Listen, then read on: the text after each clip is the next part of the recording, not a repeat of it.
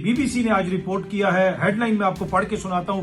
गर्मजोशी, मुसाफा और तवील इंतजार। तुर्कमेनिस्तान में वज़ीर-ए-आज़म शहबाज शरीफ और सदर पुतिन की मुलाकात के दौरान क्या हुआ, इस किस्म की वीडियो शेयर की जा रही हैं कि देखें जी, जो फॉर्म 45 वाला था उसके लिए पुतिन इंतजार कर रहा था, 47 वाले को खुद इतना इंतजार करना पड़ा और खुद ही वोट के अंदर चले गए। ख्वाजा आसिफ साहब ने कहा है कि जनरल फैज हमीद जो है वो बहुत सारी चीजों के लिए रिस्पॉन्सिबल थे और नवाज शरीफ साहब की हुकूमत का जिस तरह खात्मा हुआ उसके लिए भी वो रिस्पॉन्सिबल थे, क्योंकि इनको पता है कि लोग हमसे क्वेश्चन करते हैं कि भाई तुम सारे मिलके बैठे हुए और फिर भी कोई काउंटर पॉलिटिकल नैरेटिव नहीं बना पा रहे, इमरान खान की सियासत का मुकाबला नहीं कर पा रहे, उसका एक बयान, उसकी एक ट्वीट से मसला बन जाता है। अस्सलाम वालेकुम, उम्मीद है कि आप सब लोग खैरियत से होंगे। क्या सदर पुतिन ने शहबाज शरीफ साहब को इंतजार करवाया या नहीं करवाया, इस हवाले से बहुत ज्यादा बहस चल रही है। ये सामने आप देख सकते हैं, बीबीसी ने आज रिपोर्ट किया है, हेडलाइन में आपको पढ़ के सुनाता हूं। गर्मजोशी, मुसाफा और तवील इंतजार।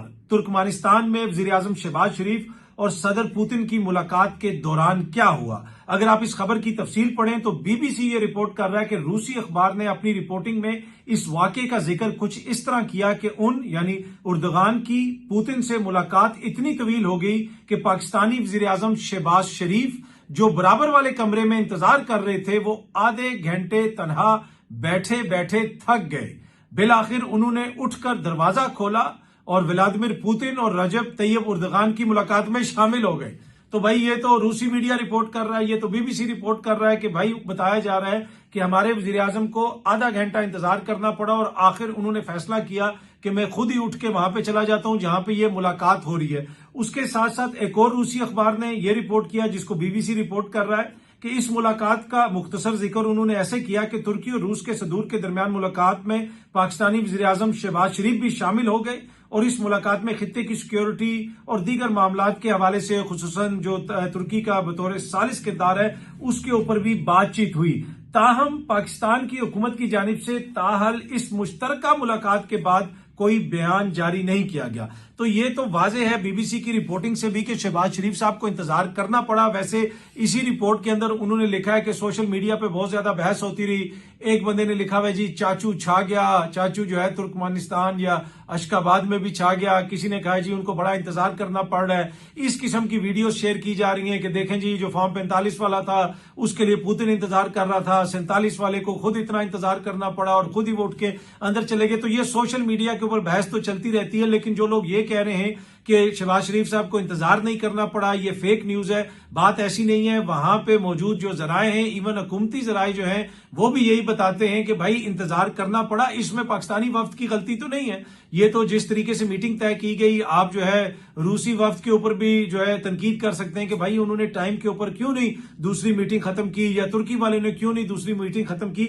तो ये तो बिल्कुल अब वाज़ेह है कि जो बीबीसी रिपोर्ट कर रहा है उसके मुताबिक कि वहां पे इंतजार करना पड़ा और फिर शहबाज शरीफ साहब खुद ही उस कमरे के अंदर चले गए। इंपॉर्टेंट चीज ये है कि भाई जो मुलाकात हुई सदर पुतिन के साथ, फिर उससे पाकिस्तान को क्या मिलेगा, पाकिस्तान को कितना फायदा होगा, ये इंपॉर्टेंट चीज है। आने वाले दिनों में आप देखते हैं कि इस हवाले से क्या होता है। वैसे मैं देख रहा था कि एक सहाफी जो है वो उन्होंने तो यहां तक लिखा हुआ था कि ये पुतिन में बड़ा मसला है, ये पुतिन जो है बड़े लोगों को इंतजार करवाता है, इसका ये दायमी इशू है, पुतिन बड़ा जो है खराब आदमी है। ये एक इनकलाबी सहाफी ने इस किस्म की बातें भी लिखी हुई थी, पर एनीवे वो उनके पास कोई ऐसी खबर होगी तो उन्होंने ये चीज शेयर की है। तो पुतिन में बहुत ज्यादा मसला है जी। असल चीज ये है कि पुतिन जो का मसला ये है कि वो टाइम पे लोगों से मिलते नहीं है, तो इसी वजह से हमारे वज़ीर-ए-आज़म साहब को भी इंतजार करना पड़ा। दूसरी, ये उधर से एक तस्वीर भी जारी की गई जो भी वहां पे ये सारा समिट वगैरह हो रहा था। इसमें कुछ लोग कह रहे हैं कि जी शहबाज शरीफ साहब नहीं है, आप सामने देख सकते हैं उर्दगान साहब हैं। ये छोटे छोटे जो सेंट्रल एशिया की कंट्रीज हैं उनके जो सदूर वगैरह या सरबराह ममलिकत जो हैं वो भी आपको नजर आ रहे हैं, लेकिन शहबाज शरीफ साहब नजर नहीं आ रहे। कुछ लोग ऐसा प्रोपेगेंडा कर रहे हैं, लेकिन अगर आप पुतिन के साथ जो शख्स खड़ा है और उसके और तैयब उर्दगान साहब के दरमियान में, उनके अगर आप पीछे देखें तो उनके कान के पीछे आपको शहबाज शरीफ साहब का थोड़ा सा चेहरा नजर आ रहा है। तो ये झूठा प्रोपेगेंडा किया जा रहा है कि शहबाज शरीफ साहब को पिक्चर से निकाल दिया गया, वो पिक्चर में पीछे खड़े हैं तो इस वजह से शायद जो है वो नजर नहीं आ रहे। अब हो सकता है कि इस तस्वीर में शहबाज शरीफ साहब ने बदला भी ले लिया हो, इंतजार करवाया हो इन सबको कि भाई खड़े रहो, इंतजार करो, मैं आखिर में आऊंगा। तो ये बेचारे शायद इंतजार करते रहे, ये पुतिन और दीगर लोग, और शहबाज शरीफ साहब आखिर में आए और आके पीछे खड़े हो गए और फिर फोटो खींची गई। तो ऐसा भी हो सकता है, पर एनीवे मुझे पता नहीं है, मैं वैसे ही एक जो है सिनारियो पेश कर रहा हूं। पर जो लोग ये कह रहे हैं कि वो तस्वीर में नहीं है, ये देखें जनाब, जबरदस्त वो हैं तस्वीर में, आपको देखने की जरूरत है। किसी ने कहा मजनू से कि लैला जो है वो खूबसूरत नहीं है, या उसकी रंगत ऐसी है, या वो वैसी है। तो उसने कहा कि लैला का मसला नहीं है, तुम्हारी आंख का मसला है, तुम्हें नजर नहीं आ रहा। तो जो लोग इस तरह की तनकीद कर रहे हैं, ये उनकी आंख का मसला है, ये उनकी सोच का मसला है। बाकी तो वहां पे जिस तरह एक बंदे ने ट्वीट की हुई है, जिसको बीबीसी ने भी शेयर किया हुआ है, कि चाचू ने तो वहां पे झंडे गाड़ दिए हैं। अच्छा जी, अब खबर ये आ रही है कि पाकिस्तान में जो गैस के गर्दिशी कर्जे हैं, गैस के सेक्टर के, उसको खत्म करने के लिए हुकूमत पेट्रोलियम मसनूआत पर ₹5 मजीद बढ़ाने का प्लान तैयार कर रही है। वैसे ही जो इस वक्त लेवी ली जा रही है वो तकरीबन ₹80 के करीब लेवी है, उसमें मजीद कोई ₹5 ऐड करने की बात हो रही है, क्योंकि जो गर्दिशी कर्जे हैं गैस के सेक्टर के, वो हमारे ऊपर बहुत ज्यादा बोझ हैं, उनको हम उस तरह अदा नहीं कर पा रहे। तो ये पैसा भी फिर अवाम से निकाला जाएगा, जो कई 100 अरब रुपया है। और जब ये पेट्रोलियम लेवी लग जाएगी, जब ये इंक्रीज होगी, तो इससे यकीनन मुल्क और अवाम का फायदा होगा। तो आपने इस पर नाराज नहीं होना, क्योंकि आज ही मैं सुन रहा था जो वजीरे आपके हैं खजाना है, वो भी ये तकरीर में बात कर रहे थे कि जी मईशत बहुत बेहतर हो गई है और ये चीज भी बेहतर हो गई है, सारे सेक्टर बड़े मजबूत हो रहे हैं। पिछले दिनों ही एप्टमा ने इश्तिहार दिया अखबार में कि 100 तो हमारी टेक्सटाइल मिलें बंद हो गई हैं। तो पता नहीं कहां पे मईशत मजबूत हुई है, कहां पे सेक्टर जो है वो सारे फ्लरिश कर रहे हैं, कहीं ना कहीं कर रहे होंगे। अगेन बात वही है मजनू और लैला वाली, कि उसमें मसला नहीं है, मसला हमारी आंख में है, देखने का हमारा मसला है। अच्छा जी, जो जज साहब के बेटे ने टक्कर मार के 2 बच्चियों को मारा था, उसके हवाले से अब तहरीरी फैसला आ गया। सीनियर साफी हैं साकिब बशीर साहब, हाई कोर्ट को कवर भी करते हैं, उन्होंने ये शेयर किया हुआ है अपने ट्विटर अकाउंट के ऊपर, जिसमें खबर उन्होंने ये दी है कि जो वुरसा हैं, उन्होंने अपने बयान के अंदर कहा है, ये फैसले के अंदर लिखा गया है कि अल्लाह के नाम पर मुलजिम अबू जर को माफ कर रहे हैं, अदालत चाहे तो जमानत दे दे, फिर बरी कर दे, हमें कोई एतराज नहीं। तो भाई अल्लाह के नाम पे उन्होंने माफ कर दिया है उस जज साहब के बेटे को, लेकिन बगैर लाइसेंस के अगर वो गाड़ी चला रहा था। और कुछ लोग ये भी कह रहे हैं, नुक्ता ने बाकायदा वो खबर शेयर की कि उस गाड़ी के ऊपर जो नंबर प्लेट भी लगी हुई थी वो भी मुबैना तौर पे जाली थी। तो फिर वो जो सारी चीजें, क्या वो भी जुर्म बनता है या नहीं बनता, उसके ऊपर पुलिस ने क्या एक्शन लिया, स्टेट ने क्या एक्शन लिया, ये भी एक बड़ा क्वेश्चन है। लेकिन इंपॉर्टेंट खबर ये है, तहरीरी फैसले में ये कहा गया है, जो भी जज साहब हैं या साहिबा हैं, उन्होंने ये लिखा है, जुडिशल मजिस्ट्रेट जो है उन्होंने के सामने ये वुरसा ने बयान हल्फी दिया कि भाई अल्लाह के नाम पे उसको हम माफ कर रहे हैं। तो कोई दबाव नहीं था, कुछ नहीं था, ये बेसिकली इंसाफ हुआ है और अल्लाह के नाम पे उन्होंने माफ कर दिया है। अब बच्चियां तो चली गई हैं, वो तो आके नहीं बता सकती कि हमने माफ किया या नहीं माफ किया, लेकिन वुरसा ने अल्लाह के नाम पे उनको माफ कर दिया। अच्छा जी, सीनियर सहाफी हैं शबीर डार साहब, डयाला जेल से जियो न्यूज के लिए रिपोर्ट करते हैं, आप उनकी रिपोर्टिंग वगैरह देखते रहते होंगे। आज उन्होंने सोशल मीडिया पे खबर शेयर की हुई थी कि रावलपिंडी इस्लामाबाद में मेट्रो बस सर्विस मुअत्तल, मुलाजमीन का तनख्वाहों की अदम अदायगी पर एहतजाज, मुसाफिरों को मुश्किलात का सामना। अब ये मेट्रो के जो मुलाजमीन हैं उनको तनख्वाहें नहीं मिली, और वजीर आजम साहब ने इस साल में कितने गैर मुल्की दौरे किए हैं, इधर झंडे गाड़े जा रहे हैं, उधर झंडे गाड़े जा रहे हैं, इकॉनमी बेहतर हो गई है। दूसरी तरफ हालात ये हैं कि कैपिटल रावलपिंडी इस्लामाबाद में मेट्रो बस के जो मुलाजमीन हैं वो एहतजाज कर रहे हैं, क्योंकि मुबैना तौर पे उनको तनख्वाहें नहीं मिली। और ये सीनियर सहाफी शबीर डार साहब जो है इसको रिपोर्ट कर रहे हैं। अच्छा जी, ख्वाजा आसिफ साहब ने कहा है कि जनरल फैज हमीद जो हैं वो बहुत सारी चीजों के लिए रिस्पॉन्सिबल थे, और नवाज शरीफ साहब की हुकूमत का जिस तरह खात्मा हुआ उसके लिए भी वो रिस्पॉन्सिबल थे, उनके ऊपर मजीद चार्जेस भी आ सकते हैं। अच्छा, अब जनरल फैज हमीद की सियासत में मुदाखलत, जिस तरह अब इल्जाम लगाए जा रहे हैं, तो इनके राब्ते तो नून लीग वालों के साथ भी थे, पीपल्स पार्टी वालों के साथ भी थे। उस दिन भी ARY के प्रोग्राम के अंदर मोहम्मद जुबैर साहब ने यह कहा कि जनरल बाजवा से जब उनकी मुलाकात हुई, उसमें एक मुलाकात में फैज हमीद साहब भी बैठे हुए थे और वो दोनों एक पेज पे ही थे, और नून लीग के मामलात किस तरह दुरुस्त किए जाएं उस हवाले से गुफ्तगू हुई। जनरल बाजवा ने एक दफा बताया कि जब सलमान शहबाज के ऊपर कोई मुकदमा वगैरह बन रहा था तो उन्हें पता था कि इमरान खान साहब उनको गिरफ्तार करवा देंगे, तो उनको टिकट्स वगैरह लेके दिए गए, उनके टिकट्स का फौरन बंदोबस्त किया गया और इस्लामाबाद से ही उनको बैरून मुल्क भेज दिया गया। ये जनरल बाजवा ने खुद बताया था जनरल बाजवा ने, कि कैसे जो है शरीफ खानदान के खिलाफ जो कार्रवाई हो रही थी उसमें उन्होंने उनकी एक तरह से थोड़ी मदद की। और इसके हवाले से और खबरें भी आई हैं। कल जो है वो गालिबन शहजाद इकबाल साहब ने भी एक खबर शेयर की कि जनरल फैज ने किसी नून लीग के सीनियर बंदे को कहा कि भाई आपके खिलाफ एक्शन होने वाला है, आप मुल्क से निकल जाएं। ये जो सलमान शहबाज वाली बात है ये तो जनरल बाजवा ने बताई थी कि उनको कहा गया कि जी आप फौरन आए और निकल जाएं, और फिर वो अपनी फैमिली समेत मुल्क से निकल गए। अब इसकी तस्दीक या तरदीद तो सलमान शहबाज साहब कर सकते हैं, लेकिन जनरल बाजवा ने खुद ये बताया था कि जनाब सलमान शहबाज को मुल्क से निकालने में उन्होंने सहूलतकारी की, उनकी मदद की ताकि वो मुल्क से निकल सकें, क्योंकि इमरान खान साहब की हुकूमत उनके खिलाफ एक्शन लेने वाली थी।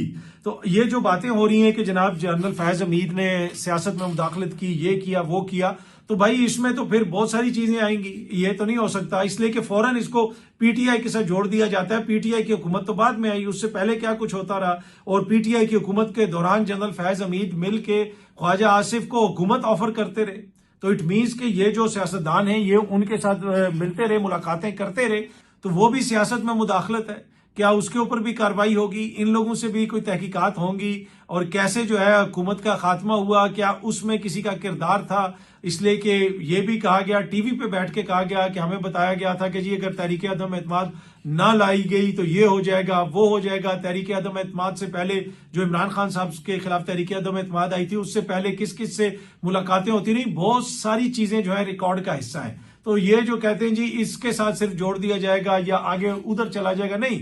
अगर चीजें खुलेंगी तो फिर बहुत सारी चीजें खुलेंगी। और ये जो तासुर दिया जाता है कि जैसे कोई जनरल फैज कोई पीटीआई के बहुत मुतारिक कोई कारकुन थे, नहीं, वो एक जॉब कर रहे थे, उस जॉब में उन्होंने नून लीग के साथ जो किया वो भी सबके सामने है, किसी और के साथ जो किया वो भी सबके सामने है, पीटीआई के साथ जो किया वो भी सबके सामने है। तो ये एक सियासी बयानिया बनाने की कोशिश तो है, लेकिन ये क्यों सियासी बयानिया बनाया जाता है सियासतदानों की जानिब से? इसमें इशू ये है कि ये इमरान खान साहब की सियासत का मुकाबला नहीं कर पा रहे। सियासी तौर पे ये कितने रेलेवेंट है या इररेलेवेंट है उसका अंदाजा आप लगा सकते हैं। तो हर मौके के ऊपर ये एक चीज ला के मैदान में फेंकते हैं, उसके ऊपर बहस करवाने की कोशिश करते हैं ताकि इमरान खान को डिस्क्रेडिट किया जा सके और ये तासुर दिया जाए कि उसकी सियासत तो कुछ नहीं है। यहां पे सारी बहस ये हो रही है कि जैसे जनरल फैज जो था वो सारा ही पीटीआई चला रहा था और उसकी वजह से पीटीआई की मकबूलियत थी। उससे पहले था बयानिया एटीएम्स के साथ खुद क्या हुआ वो पूरी कौम ने देखा। फिर आ गया जी जादू टोना, बुशरा बीबी, जादू टोना, और अब जो है दोबारा वही कि जी जनरल फैज सब कुछ करवाया। जनरल फैज का क्या किरदार था? क्या जनरल फैज ने इमरान खान को पॉपुलर करवाया था, या जनरल फैज ने जो है 2024 के इलेक्शंस में बगैर सिंबल के इमरान खान साहब की जमात को इतने ज्यादा वोट डलवाए थे? ये बुनियादी तौर पे एक सियासी बयानिया है, क्योंकि इनको पता है कि लोग हमसे क्वेश्चन करते हैं कि भाई तुम सारे मिलके बैठे हुए और फिर भी कोई काउंटर पॉलिटिकल नैरेटिव नहीं बना पा रहे, इमरान खान की सियासत का मुकाबला नहीं कर पा रहे। उसका एक बयान, उसकी एक ट्वीट से मसला बन जाता है। अक़वाम मुत्तहिदा से लेके कहां कहां तक बातें हो रही हैं। भाई तुम्हारी सियासत किस काम की है? प्रोटोकॉल तुम्हारे पास है, दुनिया तुम घूम रहे हो, झंडे तुम गाड़ रहे हो सफारती महाज के ऊपर, लेकिन मुल्क के अंदर जो सियासत है उसमें क्या हो रहा है? तो उसको काउंटर करने के लिए फिर ये भोंडा सा बयानिया बनाने की कोशिश की जाती है कभी कि वो इमरान खान की सियासत को लेके चल रहा है, वो सियासत को लेके चल रहा है। भाई जनरल फैज का उतना ही किरदार इमरान खान के दौर में था जितना किसी और का किरदार मियां साहब के दौर में था या उससे पहले था। तो अगर किसी के किरदार से जमातें इतनी ज्यादा बड़ी बन जाती तो भाई फिर इमरान खान की हुकूमत का जब खात्मा हुआ तो जनरल बाजवा बहुत कोशिश करते रहे, इतनी ज्यादा जमातें थी, बना लेते पॉपुलैरिटी। तो ऐसे तो प्रोजेक्ट नहीं बनते ना, अवाम को आपको कायल करना पड़ता। और अनफॉर्चुनेटली मौजूदा जो सियासी लॉट है इनके पास पॉलिटिकल कैपिटल की इतनी कमी है कि इनके पीछे कोई अच्छे से अच्छा बयानिया आ जाए, ताकतवर से ताकतवर कोई बयानिया आ जाए, जितनी मर्जी इनको सपोर्ट दी जाए, उसका नतीजा क्या निकलता है वो हमारे सामने है। मुझे उसकी ज्यादा तफसीलात आपको बताने की जरूरत नहीं है। अच्छा जी, मेसी साहब जो हैं फुटबॉलर, वो इंडिया गए हैं, कोलकाता स्टेडियम में उनको बुलाया गया, लेकिन बड़ा वहां पे चीजों को मिसमैनेज किया गया। लोगों से पैसे लिए गए, टिकट्स के पैसे लिए गए कि लोग आएंगे मेसी को देखेंगे, लेकिन वहां की जो इंतजामिया थी उन्होंने अपने ही लोगों को मेसी के आगे पीछे रखा और वो थोड़ा सा स्टेडियम में चक्कर लगाया। और इतने ज्यादा लोग थे मेसी के आगे पीछे जब वो स्टेडियम में था कि वो किसी को नजर ही नहीं आ रहा था। आखिर में अवाम ने कुर्सियां मारनी शुरू कर दी। ये वीडियोज आप देख सकते हैं, ये सारे वहां के मनाजिर हैं। एक तरह से भारत अपना बड़ा इमेज प्रमोट करने के लिए मेसी को बुलाया गया, वहां पे अवाम ने गालियां दी, जूते मारे के भाई वीआईपी को बीच में घुसाया हुआ। ये बड़ा अलमिया है थर्ड वर्ल्ड का कि कोई भी चीज हो तो फौरन वीआईपीज आके बीच में घुस जाते हैं। यहाँ पे एंजेलिना जूली आई थी, आपको याद होगा किस किस से उनकी मुलाकातें हुई थी। एक वजीर साहब ने तो अपना कार्ड उनको दे दिया था और वो देख के हैरान हो गई थी एंजेलिना जूली भी कि जनाब एक तरफ लोग सैलाब के अंदर मर रहे हैं, इतनी गुर्बत है, और इनके महल देखो, इन हुक्मरानों का लाइफस्टाइल देखो। तो अपनी तरफ से तो ये लोगों को इंप्रेस कर रहे होते हैं थर्ड वर्ल्ड के वीआईपीज, लेकिन जो बाहर से लोग आए हुए होते हैं उनके दिलों में बड़ी कॉन्टेम्प्ट होती है। और ये चीज मैंने आपके साथ पहले भी एक व्लॉग के अंदर शेयर की थी। एक गैर मुल्की सहाफी ने मुझे बताया, जो अफ्रीका के अंदर भी रिपोर्टिंग करते रहे, जो पाकिस्तान के अंदर भी, और ये जो एशिया का रीजन है इसके अंदर भी रिपोर्टिंग करते रहे, तो उनसे बात हो रही थी। उन्होंने मुझे बताया कि भाई देख के हैरत होती है और घिन आती है जब आप इन लोगों से मिलते हैं। वो कहते हैं जी सारा दिन हम बाहर जाते हैं अफ्रीका में या किसी भी जगह पे, लोगों की बुरी हालत है। शाम को जो अशराफिया की पार्टियां हो रही होती हैं, शाम को जो ये लोग इकट्ठे हुए होते हैं, इनकी जो महफिलें होती हैं, अपनी तरफ से ये हमें बुलाते हैं कि हम इनसे इंप्रेस होंगे, लेकिन इनको देख के नफरत आती है कि इतना भी किसी का जमीर मुर्दा हो सकता है कि तुम लोग इस मुल्क के ऊपर हुकूमत कर रहे हो, किसी का ताल्लुक आला ब्यूरोक्रेसी से है, किसी का ताल्लुक किसी और महकमे से, और तुम लोगों का लाइफस्टाइल क्या है, तुम लोग क्या याशियां कर रहे हो और आम बंदे की क्या हालत है। और उसने एक और चीज का भी जिक्र किया कि भाई ये डिजाइनर घड़ियां इन्होंने पहनी होती हैं, डिजाइनर टाइयां पहनी होती हैं। आज तक आपने देखा कि लंदन में या बार्सिलोना में या वॉशिंगटन में कोई जो सरकारी अफसर है उसकी जुर्रत हो कि वो जनाब रोलेक्स घड़ी पहन के टीवी के ऊपर आ जाए या रोलेक्स घड़ी पहन के वो चीजें शेयर कर रहा हो। वही कॉलोनियल जो माइंड सेट है कि अभी भी ये साफ बने हुए यहाँ पे कि जी बड़े महंगे कपड़े पहने होंगे तो बड़ी रोलेक्स की घड़ी पहनी होगी तो लोग हमसे बड़े इंप्रेस होंगे। वो सतही ज़हनियत वाले छोटे दिमागों वाले लोग तो आपसे इंप्रेस हो सकते हैं, कोई भी बाशऊर बंदा उसको इन चीजों को देख के घिन आती है, नफरत आती है। बंदे की जो वैल्यू होती है वो कपड़े की कीमत या घड़ी की कीमत में नहीं होती, वो उसके इक़दार में होती है, उसकी मोरालिटी में होती है, उसके प्रिंसिपल्स में होती है। तो उस सहाफी की बात मुझे हमेशा याद आती है जब मैं इस तरह की कोई चीज देखता हूं कि हमारे ममालिक का बड़ा अलमिया ये है कि ये लोग समझते हैं कि बाहर से जो सफारतकार आए हुए हैं, दीगर सहाफी वगैरह आए हुए हैं, इनको हम अपने बड़े बड़े महलों में बुलाएंगे, इनको एंटरटेन करेंगे तो ये समझेंगे कि हम बहुत बड़ी चीज हैं। वो यही लिखते हैं और उनको यही समझ आता है ये कितने मुर्दा जमीर के लोग हैं कि इनको वोट डालने वाले, जिन लोगों के ऊपर ये एडमिनिस्ट्रेटिव सर्विस में या किसी भी जगह पे बैठे हुए हैं, जिन लोगों के मसाइल ये देखते हैं, उनकी हालत देखें और इनका लाइफस्टाइल देखें। कोई भी जिंदा जमीर वाला शख्स ऐसा लाइफस्टाइल अपना सकता है, ऐसा कर सकता है जब उसके ऊपर इतनी बड़ी रिस्पॉन्सिबिलिटी उन लोगों की हो जिनके लिए 2 वक्त की रोटी भी जो है वो एक बहुत बड़ा चैलेंज हो। तो कहने का मकसद ये है कि इसी किस्म के हालात जो हैं वो भारत में भी हैं, और मेसी को ला के वहां पे बड़ा कोई इमेज वगैरह बनाने की कोशिश की गई, लेकिन वो जो भूख नंग है वहां की वो तो इस तरह तो नहीं खत्म हो सकती, और जो वहां की करप्शन है वो तो ऐसे खत्म नहीं हो सकती। और इसी करप्शन के नतीजे में यानी मेसी को वीआईपीज के बीच में ही रखा गया। भाई सारे लोगों को आप साइड पे करें, थोड़ा सा उसको चक्कर वगैरह लगाने दें, ऐसा नहीं हो सका। और फिर वहां पे जो कोलकाता के स्टेडियम में हुआ वो इस वक्त पूरी दुनिया में विजुअल्स देखे जा रहे हैं, और मोदी साहब की जो हुकूमत का डेमोक्रेटिक चेहरा है वो वैसे ही पूरी दुनिया में काफी ज्यादा जो है वो नजर आता है, अया है। लेकिन मेसी को बुला के जो सॉफ्ट सफारतकारी करने की कोशिश की गई, वैसे मेसी जो है वो इसराइल का भी बहुत बड़ा हमायती है। जी हाँ जी, रोनाल्डो फलस्तीन के लिए बात करता है, लेकिन ये मेसी इसने कभी भी फलस्तीन के हक में कोई बात नहीं की, बल्कि ये इसराइल का झंडा लेके जो है स्टेडियम वगैरह में कई दफा घूमता फिरता आपको नजर आता है। तो मेसी उसी जहनियत का बंदा है जिस जहनियत के मुल्क के अंदर वो गया हुआ है, इसलिए कि जब पाकिस्तान के ऊपर भारत ने हमला किया तो वहां पे भी इसराइली पहुंचे हुए थे और वो बड़ी जनाब उनको मशवरे दे रहे थे कि इधर पाकिस्तान पे ये कर दो। इसराइली ड्रोन्स इस्तेमाल हो रहे थे, लेकिन आगे से जो पाकिस्तान आर्मी ने, एयरफोर्स ने इनके साथ किया वो पूरी दुनिया के सामने है। अब पता नहीं अगर मेसी का वहां पे दौरा कामयाब हो जाता तो आखिर में हो सकता है कि मेसी भारतीय फौज को भी कोई वहां पे कोई खराजे तहसीन पेश करके जाता, लेकिन जिस किस्म की वहां पे मिसमैनेजमेंट हुई है, करप्शन हुई है, तो उनकी अपनी अवाम ने वहां स्टेडियम में कुर्सियां उखाड़ उखाड़ के इंतजामिया पे मारी हैं, और ये सारे मनाजिर जो है आप सामने भी देख सकते हैं। बहुत जल्दी आप सब दोस्तों से दोबारा मुलाकात होगी। Thank you very much.